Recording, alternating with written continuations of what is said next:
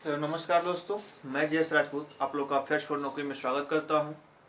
हमेशा की तरह मैं आप लोगों के सामने आज फिर से हाजिर हूं 27 और 28 दो दिन का करेंट अफेयर्स लिए। कल 27 का वीडियो मैं इसलिए नहीं दे पाया था कि क्या कहते हैं वो विजयदशमी का कुछ प्रोग्राम्स वगैरह हो रहे थे जिसकी वजह से डिस्टर्बेंस था, साउंड प्रॉब्लम होती। तो आज मैं दोनों दिन को कवर करूँगा।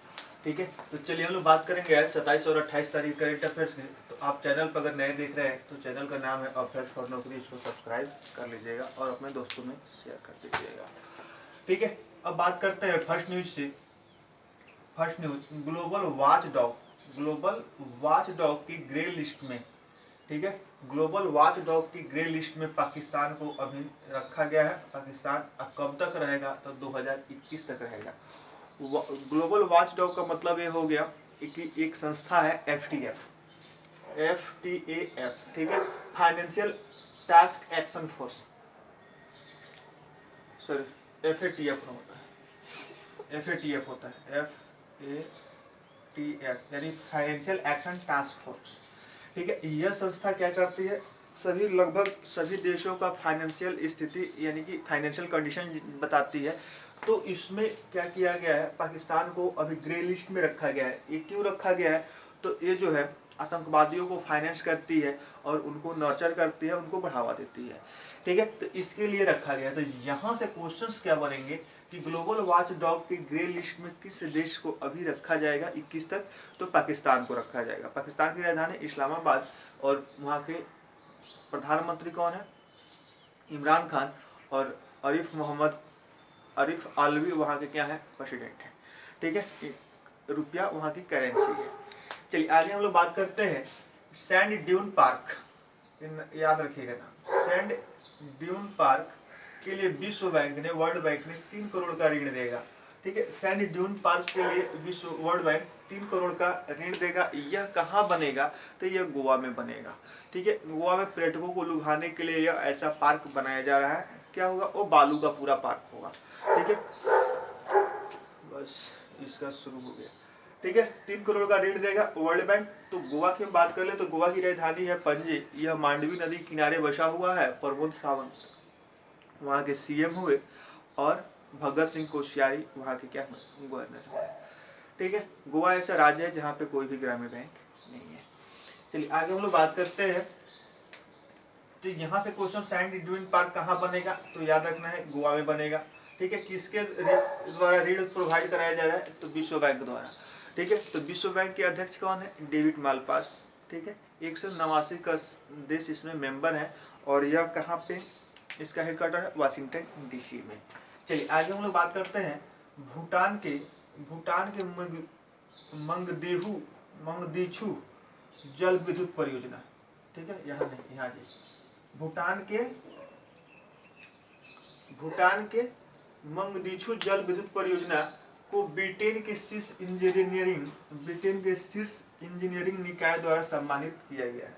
यानी कि ब्रिटेन की एक इंजीनियरिंग संस्था है जो भूटान के मंगदीछू जल विद्युत परियोजना को क्या किया है? बेस्ट इंजीनियरिंग अवार्ड से सम्मानित किया है। ठीक है, तो यहाँ से क्वेश्चन बनेगा कि मंगदीछू जल विद्युत परियोजना किस देश में है? तो भूटान में है। ठीक है, यह किस देश द्वारा सम्मानित किया गया है? तो ब्रिटेन द्वारा सम्मानित किया गया है। यह जो है परियोजना भारत के सहयोग से बना हुआ था। ठीक है, भारत के सहयोग से बना हुआ है। दूसरा बात करेंगे कि भूटान की राजधानी थिम्पू नुगल्ट्रम यहाँ की करेंसी है। लोटसे करके यहाँ के प्रधानमंत्री हैं। ठीक है, लोटिस से। नेक्स्ट हम लोग बात करते हैं पुर्तगाल ग्रैंड प्रिक्स 2020। पुर्तगाल ग्रैंड प्रिक्स 2020 किसने जीता? लुइस हैमिल्टन ने जीता।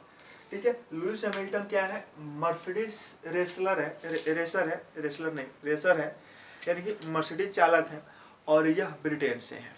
ठीक है, तो याद रखना है आपको, पुर्तगाल ग्रैंड प्रिक्स 2020 किसने जीता? लुइस हैमिल्टन ने जीता और यह मर्सिडीज ड्राइवर है और यह ब्रिटेन से है। कौन? Lewis Hamilton. आगे हम लोग बात करते हैं, अब चलते हैं गुजरात में। किसान सूर्योदय योजना का इनॉग्रेशन का उद्घाटन हमारे माननीय प्रधानमंत्री जी ने किया। ठीक है, यह गुजरात के किसानों के लिए पहले रात में बिजली दिया जाता था। ठीक है, उनकी खेती के लिए, कृषि के लिए अब दिन में भी दिया जाएगा। ठीक है, दिन में भी दिया जाएगा। और इसके लिए किसान सूर्योदय योजना लॉन्च किया गया है, जिसपे 35,000 करोड़ रुपए खर्च होंगे। कितने खर्च होंगे? 35,000 करोड़ रुपए खर्च होंगे। और ये किसको मिलेगा? यहाँ पे मैंने लिख रखा है, किसानों के लिए बिजली मिलेगा। ठीक है, तो ये कहाँ शुरू होगा बाबू? तो गुजरात में, गुजरात में। नेक्स्ट बात करते हैं, भारत का सबसे बड़ा कार्डियक हॉस्पिटल, ठीक है, सब भारत का सबसे बड़ा कार्डियक हॉस्पिटल कहाँ खुलेगा? अहमदाबाद में खुलेगा। ठीक है, अब कार्डियक मतलब कौड़ी मत समझिएगा, ये हार्ट संबंधित कुछ होता है। ठीक है, तो ये कहाँ खुलेगा? अहमदाबाद में खुलेगा। और इस पे कितना खर्चा होगा? तो 470 करोड़ खर्चा होगा। कितना होगा? 470 करोड़ खर्चा होगा। तो अहमदाबाद भी कहाँ है बाबू? गुजरात में।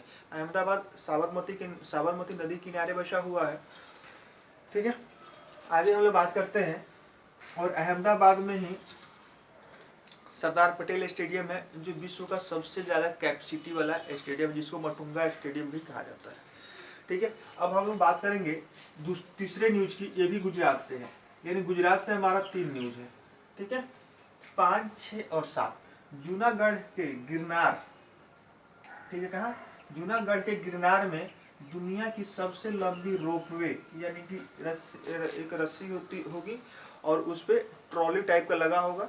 ठीक है, जो कहाँ बन रहा है? जूनागढ़ के गिरनार में बना है, और यह दुनिया का सबसे लंबा रोपवे होगा।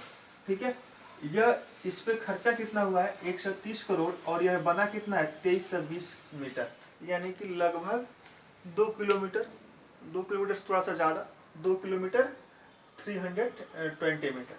ठीक है, मतलब लगभग कह सकते हैं 2 से 2.25 किलोमीटर बना हुआ है, और इस पे खर्चा कितना हुआ है? 130 करोड़।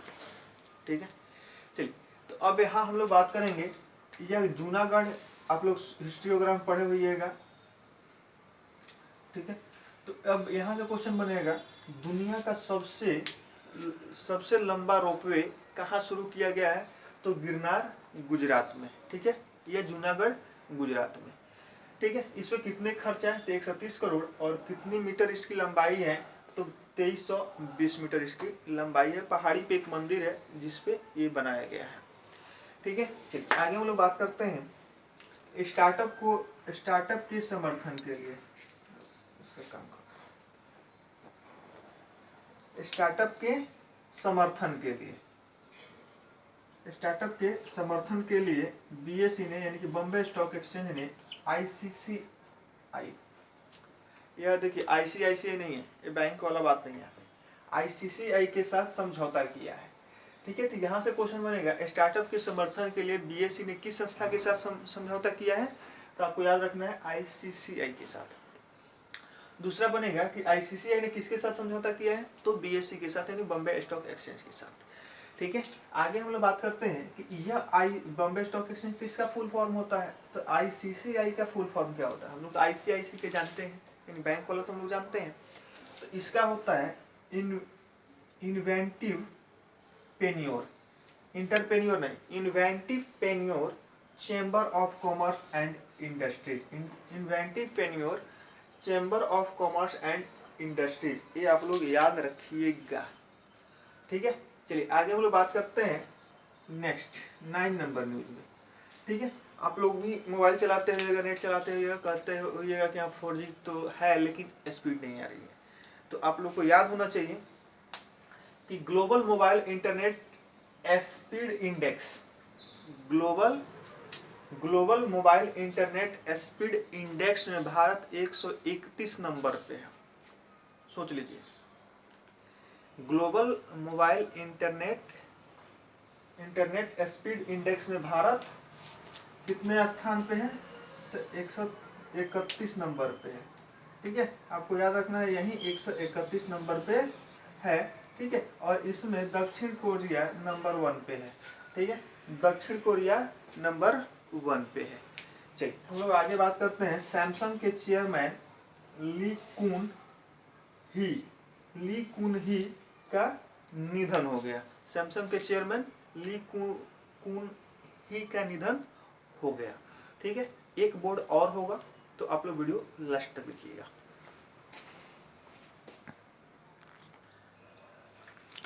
चलिए फिर से हम लोग बात करेंगे 11 नंबर से। सुबह का टाइम है, थोड़ा सा डिस्टर्बेंस होगा, सब लोगों का खाना वाना बनाने का टाइम हो गया है। देखिए वही लिया डिस्टर्ब, कुकर की सीटी आ गई आप लोग का ये। चलिए बात करते हैं हम लोग क्यूआर कोड। ठीक है, क्यूआर कोड जारी करने से पेमेंट सिस्टम कोऑपरेटिव पर आरबीआई ने क्या किया है, रोक लगा दिया है। यानी कि आप लोग कहीं भी पेमेंट करने जाते हैं ऑनलाइन, फ़ोन पे या गूगल पे या पेटीएम या भारत क्यूआर कुछ भी होता है, तो कहता है कि बार कोड दीजिए, हम स्कैन कर लेंगे। ठीक है, तो उस बार कोड को जारी करने में यानी क्यूआर कोड को जारी करने के लिए क्या किया गया है, आरबीआई ने प्रतिबंध लगा दिया है। ठीक है, इसमें कुछ मॉडिफिकेशन करके जारी करना होगा।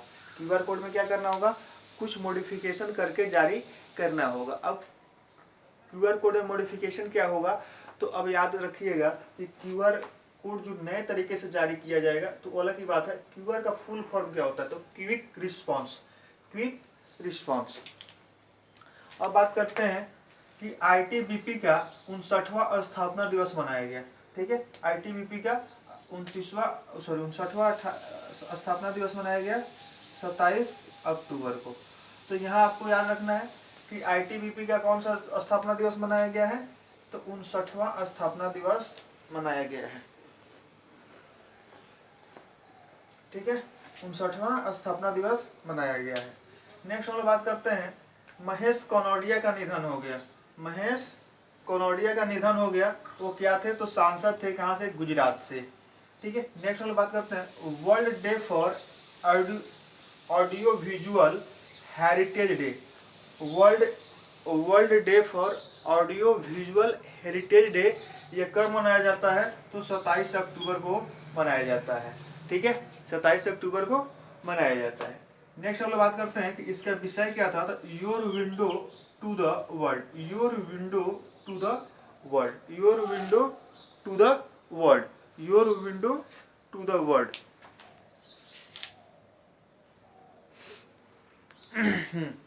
अब बात करते हैं 15 नंबर न्यूज की। तन्मय श्रीवास्तव ने संन्यास लेने की घोषणा कर दी है। ठीक है, तन्मय श्रीवास्तव ने क्या किया है, संन्यास लेने की घोषणा कर दी है। अब ये बात करते हैं कि यह किस खेल के खिलाड़ी थे या क्या थे जो संन्यास लेने की घोषणा की है। ठीक है, तो यह थे क्रिकेट खिलाड़ी और अंडर 19 की टीम में खेलते थे और अंडर 19 का जो वर्ल्ड कप हुआ था उसमें एक विजेता भी रहते थे। मतलब कि अंडर 19 वर्ल्ड कप में एक टीम के नेतृत्व किया था इन्होंने। ठीक है, किंग्स 11 पंजाब वगैरह जो आईपीएल टीमें होते हैं उसमें भी इन्होंने खेला हुआ है। अब बात करते हैं हम लोग कि विश्व सर्वश्रेष्ठ नियोक्ता 2020 में सैमसंग नंबर 1 पे रहा। विश्व सर्वश्रेष्ठ नियोक्ता 2020 यानी कि कहने का मतलब कि सबसे वर्ल्ड लेवल पे सबसे ज़्यादा एम्प्लॉय रखने में 2020 में कौन नंबर 1 पे रहा, सैमसंग नंबर 1 पे रहा। ठीक है, और भारत में कौन रहा, HDFC। ठीक है, भारत में कौन, HDFC, और HDFC का वर्ल्ड में स्थान है 176वां। ठीक है, भारत में सबसे बड़ा नियोक्ता कौन, HDFC, और विश्व में सबसे बड़ा नियोक्ता कौन, सैमसंग। नियोक्ता मतलब होता है जो एम्प्लॉय को हायर करता है। ठीक है, लोगों को अपने माने लोगों को काम जो देता है उसको हम लोग नियोक्ता कहते हैं। ठीक है, एम्प्लॉयर जिसको इंग्लिश में कहा जाता है। अब बात करते हैं एनीमिया मुक्त भारत सूचकांक में हरियाणा नंबर 1 पे है। एनीमिया मुक्त भारत सूचकांक में हरियाणा किस नंबर पे है, प्रथम स्थान पे है। यानी कि हरियाणा के लोग एनीमिया कम होता है। एनीमिया एक बीमारी होती है जो ब्लड के कमी से होता है। ठीक है, ब्लड के कमी से होता है। नेक्स्ट हम लोग बात करते हैं ई धरती जियो पोर्टल। ठीक है, ई धरती, ये तो चल नहीं रहा है, ई धरती जियो पोर्टल किसने, हरदीप सिंह पुरी द्वारा लॉन्च किया गया। ठीक है, यह जियोग्राफिकल इंडेक्स सिस्टम पे आधारित होगा। ठीक है, जियोग्राफिकल इंडेक्स सिस्टम पे आधारित होगा। यह किसके द्वारा लॉन्च किया गया, हरदीप सिंह पुरी द्वारा। नेक्स्ट हम लोग बात करते हैं सतर्कता जागरूकता सप्ताह मनाया जाएगा 27 से 2 नवंबर तक। यानी 27 अक्टूबर से 2 नवंबर तक क्या मनाया जाएगा, सतर्कता जागरूकता सप्ताह। ठीक है, सतर्कता जागरूकता सप्ताह मनाया जाएगा। अब यहाँ से बात करेंगे कि यह जो है इसका मेन फेस्टिवल जो है आपको मनाया जाएगा कब, 31 अक्टूबर को, यानी कि राष्ट्रीय एकता दिवस के अवसर पे। ठीक है, 31 अक्टूबर को मनाया जाएगा राष्ट्रीय एकता दिवस के अवसर पे सतर्कता जागरूकता सप्ताह का मेन फेस्टिवल। ठीक है, मेन प्रोग्राम जो होगा। तो आगे हम लोग बात करते हैं कि 31 अक्टूबर को राष्ट्रीय एकता दिवस जो मनाया जाता है वो किनकी जयंती होती है? तो सरदार वल्लभ भाई पटेल की जयंती होती है। नेक्स्ट हम लोग बात करते हैं कि सेशेल्स के राष्ट्रपति कौन बने हैं? बावेल। सेशेल्स के राष्ट्रपति बावेल रामकलावन रामकलावन, ठीक है। बावेल रामकलावन क्या बने हैं? सेशेल्स के राष्ट्रपति बने हैं, ठीक है। बस आज के लिए इतना ही, फिर हम लोग शाम में मिलेंगे, शाम वाला वीडियो लेके, ठीक है। प्लानिंग कमीशन डे 4, तब तक के लिए दीजिए मिल जाए। और आप लोग हंसते मुस्कुराते रहिए, और चैनल पे नए देख रहे हैं तो सब्सक्राइब नहीं किए तो सब्सक्राइब कर दीजिए और अपने दोस्तों में शेयर कर दीजिए। जय हिंद।